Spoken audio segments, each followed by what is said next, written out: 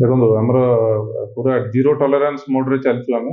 Zero tolerance to any bird poaching. ତେଣୁ ଭୂଷଣ୍ଡପୁରରେ ବିଧାରପୁର ସାହି ଗୋଟେ ଜାଗା ଅଛି। ସେ ବିଧାରପୁର ସାହି ର ଜଣେ ଭାଗୀରଥୀ ସ୍ୱାଇଁ ନାମକ ଜଣେ ବ୍ୟକ୍ତି ଏବାଉଟ୍ 48 ଇୟର୍ସ ସିଏ ଚଢେଇ ମାରିକି ତାକୁ ଗୋଟେ ବସ୍ତାରେ ନଉଥିବାର ଆମେ ଦେଖିଲୁ ପାଟ୍ରୋଲିଂ ସମୟରେ।